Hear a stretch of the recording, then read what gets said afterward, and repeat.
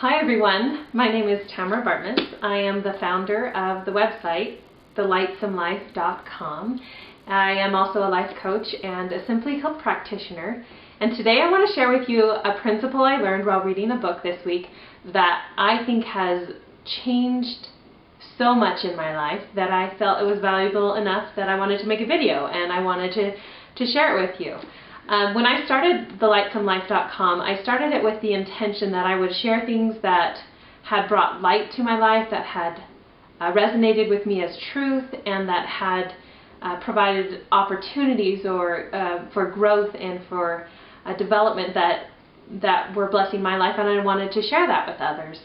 So I am a stay-at-home mom. I have 4 kids under the age of 10, and I wanted to make a difference to other people, and so the internet became that vehicle for me to reach out and to share the things that are positive and affirming in my life. So with that in mind, this is a book that I found incredibly valuable, and it's called The Power of Starting Something Stupid. It's by Richie Norton, and I can't remember the last time I got so excited about a book. Like, I kept telling my husband, honey, you really need to read this. No, like, you need to read this. Like, everybody at your work needs to read this. So it's a very powerful book. He does a great job in the writing as well as in the presenting of his principles. And it's a business self-help book. Oh, and as a side note, my husband does work in the publishing and industry in the retail side, and so nobody has asked me to do this. This is a total disclaimer. This is of my own initiative that I wanted to share this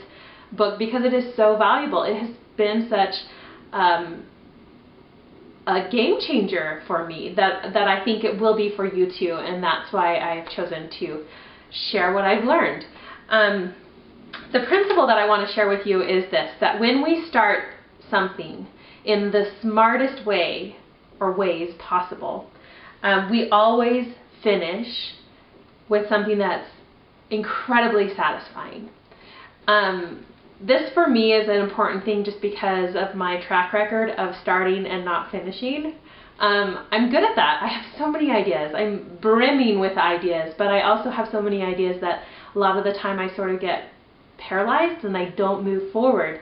And I thought his approach to this taught me that if I start in a smart way, I can move forward and I can make the difference that I'm wanting to make outside of my home as well.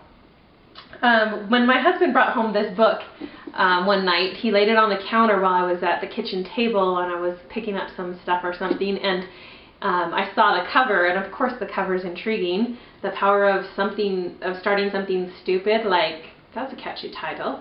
So as I saw that and I was like, that looks like a good read, and then I saw it again later that night and I had that feeling, you know, that you get when you know you need to do something. Yeah, I saw the book and I was like, you need to read that. And so the next morning I picked it up, sitting on the couch in my TV room, and I started reading. And the first chapter, the first paragraph, like, he totally grabbed me in. Why? Well, he's sharing the story of the loss of his child and another family member, and I have also experienced that. I've lost 3 children through pregnancy, and that was a difficult, challenging time for me, as it is for many others who experience that. And I love to read of people who go through painful and grieving, traumatic experiences, and yet they rise above it and they do something with it and they make a difference even despite the pain and the challenge of those losses. And that's what I'm trying to do in my life, and I love to read of other people who do the same. And so I was hooked. I mean, I'm sitting there on the couch crying, like, yeah, I'm ready to dive into this book and learn what he has to say. So with my track record of being a great starter but a not good finisher, unlike so many things like chores around the house or writing in my journal, like, or reading a book, like, I can't tell you how many books I start and don't finish. I'm just great at starting. I'm just not so good at the follow-through. So as I was reading this, I recognized so many of the principles that he was sharing. They resonated with me. I'm like, I'm full of ideas. Now what do I do with them? And It just was a vocabulary that he presented that made sense to me. So what I want to share with you today is his acronym for the word START, S-T-A-R-T. And his acronym is basically, for me, what it means is that if I start using his principles in that acronym, I will always finish. And if I finish, it will be such a satisfying result that I will have achieved what I had intended to in the beginning. So let me teach you what START means. START starts with S, which is service, then thanks or gratitude. A is for ask, R is for receive, and T is for trust. So let me tell you a little bit about these acronyms and what they mean for me, okay? So service. I can't tell you in my practice with one-on-one sessions with people how often random acts of kindness comes up for people. It's like our energy is craving the opportunity to serve. And why I think that's important is if we do it right, if we start and embrace the opportunity for serving with an open heart, what we receive is so far beyond our comprehension. If we go into an opportunity with the intention of, I am here and I'm present and I want to serve you, what we receive in thoughts, in inspiration, in emotion, in experience, in feelings, all these things that we receive in the moment of being present in that service is something you cannot buy with money. It's something that only comes to people who are willing to serve with an open heart.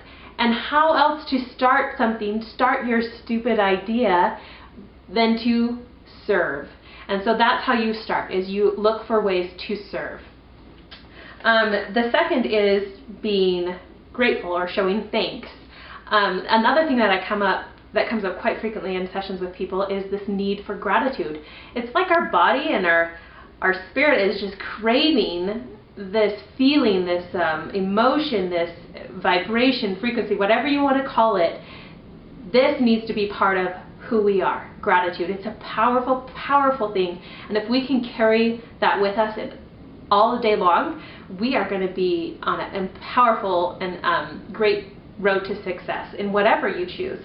If you're looking for a way, the easiest way to make a difference in somebody's life is to express gratitude to them. So the combination of gratitude and serving, that creates an incredible foundation for what you want to succeed in. So let's talk about, so we have our foundation, let's talk about ask.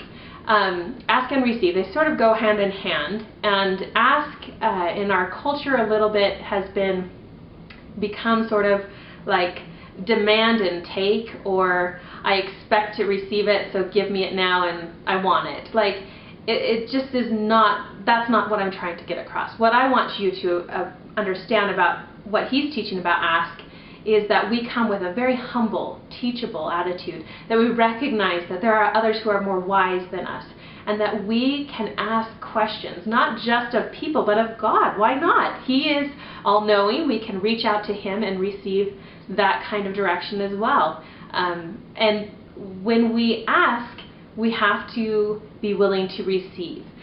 Receiving is not the kind of receive like, oh, thanks for that gift. It's like, okay, I received the gift, now let's go do something with the gift. It's like getting the blender at Christmas and being like, oh great, thanks for the blender, and never making anything with it. So, but we want to move forward in your goals, to start your stupid ideas. You need to not only ask the questions, find the people that know things better and are more wise than you, but receive it and do something with it. So I think that's really a powerful combination.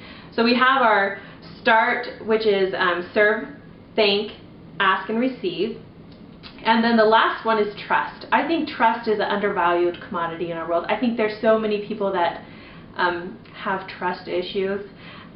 We all do a little bit, but that doesn't mean that we shouldn't trust. What's powerful about trust and how it sort of encompasses the rest of the foundation that we're creating is that when we, well, let's say with a stupid idea, let's say you told your brother or your family or your friend or your spouse your stupid idea, okay?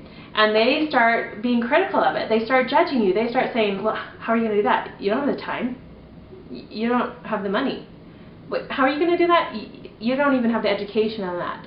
So we start doubting ourselves. We start not trusting ourselves in being able to reach what we feel inside can be done. So we have to start trusting ourselves. Trust that instinct. Trust that intuition, that inner part of you that knows what is right for you. And follow that. As you trust yourself, you gain more confidence. And then you'll start trusting other people in a way that will not let you get deterred from your goal. You won't look at the interactions with them, even if they do something untrustworthy. It won't deter you from reaching out and continuing to extend healthy trust to other people. The biggest part of it, though, is you need to also be trustworthy. So for people to trust you, you need to be trustworthy. You need to follow through on your commitments. You need to, sort of finish things sometimes and show your intention that it's right. So this is start. This is serve. This is thanks. This is ask, receive, and trust. And when you bring all this together, you can start your stupid idea. And that stupid idea has an incredible foundation to be finished, to go forward and make a difference like you're wanting to do. So I really think that was life-changing for me to understand those foundational principles, because I want to make a difference, and I'm sure you do too. And we all want to be healthy, and we want to be happy, and we want to have the end result be more than we even dreamed of. And I think that is possible as we follow those basic principles of serving, thanking, asking, receiving, and trusting. So that's been really powerful for me. So if you have, been thinking as I've been talking, I have some stupid ideas. I want you to take a moment, write your stupid idea down in the comments below. And why do I want you to do that? I want you to express it. Get it out there. And as you do that and you read through other people's comments of their stupid ideas, I want you to start. I want you to serve. I want you to look for an opportunity through all those comments of what people are wanting to, what's their little stupid idea? I want you to look for a way that you can serve that person. Do you have a skill? Do you have a knowledge or an ability that you can reach out to them and you can then say, reach through the computer screen, email them, message them, I don't know, just reach out and say, hey, I have this talent, I have this ability, can I serve you? And connect with each other and start serving. As you start serving, you'll find ways to build upon, you'll have gratitude experiences, you'll have asking and receiving experiences, you'll build better trust. It all goes hand in hand. So I hope you will take that advice, share your stupid ideas with me. I look forward to reading your comments. And if you want to continue the conversation, come visit me on Facebook. I'm on there quite a lot with my other business stuff that I got going on. So I would love to visit you. You can find me at Delightsome Life on Facebook as well. And thanks for watching, and have a lightsome day.